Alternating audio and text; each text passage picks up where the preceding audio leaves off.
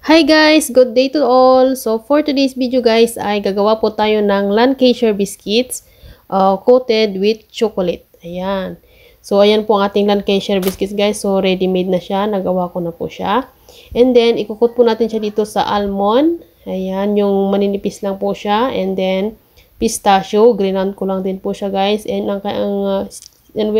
sharia ang tawag nila dito sa Saudi yan. Pero yun parang noodles stick siya guys. So, yan, nag-melt na rin ako ng chocolate yan, guys, no? Kasi yan ang gagamitin nating pang-coat sa ating Lancashire biscuits. No, yan, at ilalagay na natin. And then, saka natin siya pagulungin sa ating mga toppings. So, yan, unahin natin ang ating almond. Ayan, cover lang po natin para dumikit po yung almond slice. Yung almond slice pala na yan, guys, no? Itinos ko muna yan siya and then inano ko siya sa maliliit. Yan, medyo dinurog ko siya konti para hindi masyadong malalaki kasi malalaki po yan siya.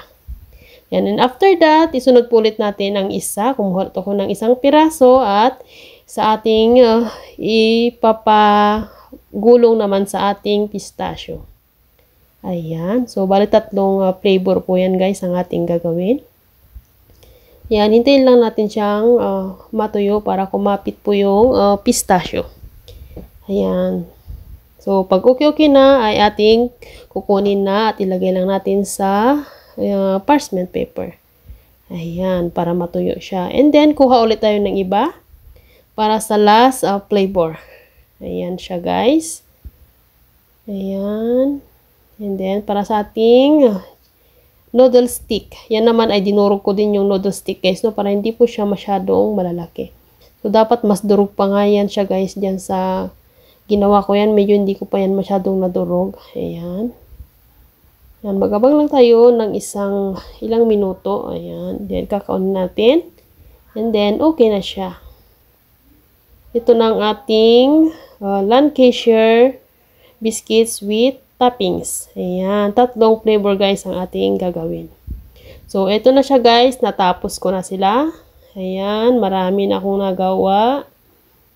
Ang ating Lancashire biscuits with toppings, noodle stick or sharia, ang tawag nila dito sa Saudi. And ang ating almond slice na durog and pistachio ground. So, ayan na siya guys, ang ating